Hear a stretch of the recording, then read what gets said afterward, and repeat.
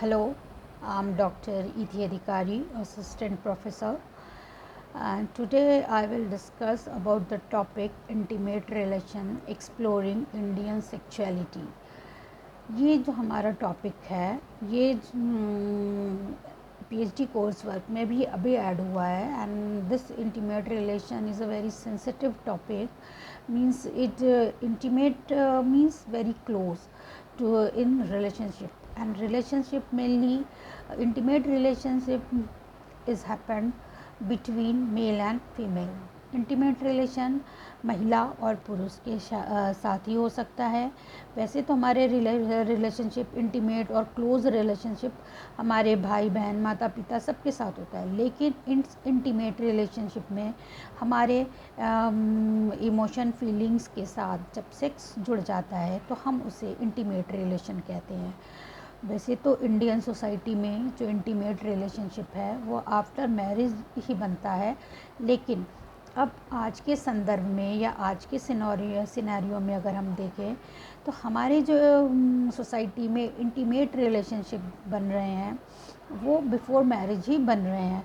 तो ये हमारी सोसाइटी के लिए एक बहुत ही बड़ा चैलेंज है और अब हमारी सोसाइटी में काफ़ी प्रॉब्लम भी फेस हो रही है इंटीमेट रिलेशन में, क्योंकि Hindu marriage is a sacrament, मतलब हिंदू विवाह जो है एक धार्मिक संस्कार है और हम विवाह को भी धर्म से बांधते हैं और इसमें विवाह को धर्म के आधार पर जब हम मानते हैं तो इसमें सारे रीति रिवाज सभी कुछ जुड़ जाते हैं। तो इसलिए इंटीमेट रिलेशन जब हमारे बनते हैं तो वो धर्म के आधार पर ही हमारे विवाह संपन्न होने के बाद ही भारतीय समाज की मान्यता है। परंतु आज के संदर्भ में अगर देखा जाए तो युवा जो है वो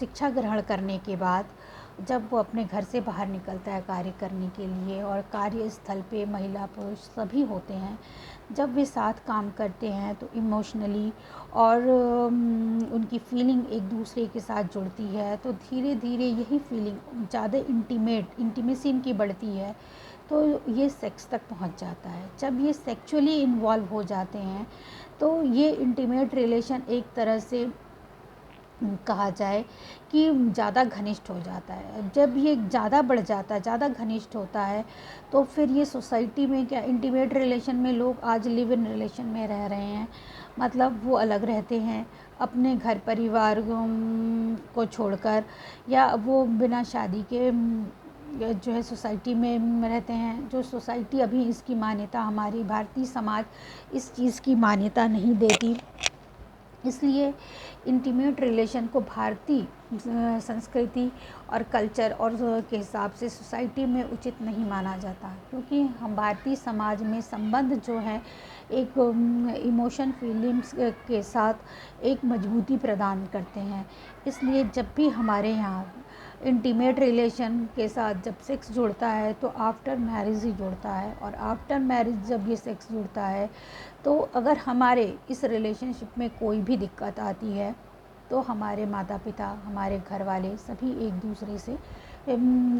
दूसरे इन्वॉल्व हो जाते हैं हमारे इस रिलेशनशिप को बचाने के लिए। लेकिन जो इंटीमेट रिलेशन सेक्सुअल आधार पर बिफोर मैरिज के पहले ही बनते हैं तो उसमें ना हमारी फैमिली इन्वॉल्व होती है, ना हमारे लोग इन्वॉल्व होते हैं। तो इसमें क्या है कि ये जल्दी इस रिलेशनशिप को बचाने वाला कोई नहीं होता। तो ये रिलेशनशिप जितने जल्दी बनते हैं बिगड़ते हैं और फिर टूटते हैं, क्योंकि इस रिलेशनशिप में क्या होता है जिसमें कोई मान्यता या कोई लेवल या कानूनी मुहर नहीं होती। इस वजह से क्या होता है कि इसमें इंटीमेट रिलेशनशिप में जो आज लोग लिव इन रिलेशन में रह रहे हैं, तो एक समय के बाद क्या होता है कुछ जब उन्हें ये रिलेशनशिप में अच्छा नहीं लगता, लड़ाई झगड़े होने लगते हैं, उनकी फीलिंग नहीं मैच करती या उनके इमोशंस नहीं ठीक प्रकार से एक दूसरे को वो नहीं समझ पाते, तो उस रिलेशन को तोड़ के वो नेक्स्ट रिलेशन में चले जाते हैं। तो जो आज की सोसाइटी में लिव इन रिलेशन में लोग रह रहे हैं, क्या है कि वो एक को छोड़ रहे हैं, कुछ सालों तक किसी के साथ रह रहे हैं, फिर वो दूसरे रिलेशनशिप में इन्वॉल्व हो जा रहे हैं। तो इससे हमारी सोसाइटी को भी नुकसान हो रहा है। सोसाइटी को नुकसान होने का मेन जो फैक्टर है या मेन कारण ये है कि जब हम उन रिलेशनशिप में बच्चे होते हैं तो उन बच्चों को मेंटली जो है बहुत ज़्यादा टेंशन होता है, वो मेंटल प्रेशर के शिकार होते हैं और सोसाइटी में उन्हें सही दृष्टि से भी नहीं देखा जाता।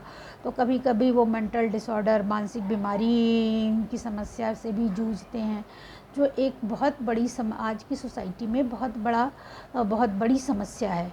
और अगर हम देखें तो हमारा जो रिलेशनशिप है वो एक तरह से इन्वेस्टमेंट है। भारतीय समाज में जो संबंध हैं वो एक तरफ से इन्वेस्ट कर रहे हैं, हम संबंधों को इन्वेस्ट करते हैं। जैसे पॉलिसीज़ होती हैं, लॉन्ग टर्म पॉलिसीज़ और शॉर्ट टर्म पॉलिसीज़, उसी तरह रिलेशनशिप भी क्या है, लॉन्ग टर्म है और शॉर्ट टर्म है। अगर हम आफ्टर मैरिज रिलेशनशिप में इन्वॉल्व होते हैं तो वो एक तरह से लॉन्ग टर्म इन्वेस्टमेंट है, जो क्या है कि हमें बाद में भी जो है बुढ़ापे में भी उस इन्वेस्टमेंट का फ़ायदा होता है। लेकिन जो शॉर्ट टर्म पॉलिसीज़ होती हैं वो समय समय पे तो फ़ायदा पहुंचाती हैं, लेकिन एक समय बाद हो सकता है कि वो हमें फ़ायदा ना पहुंचाए, हमें नुकसान होता है।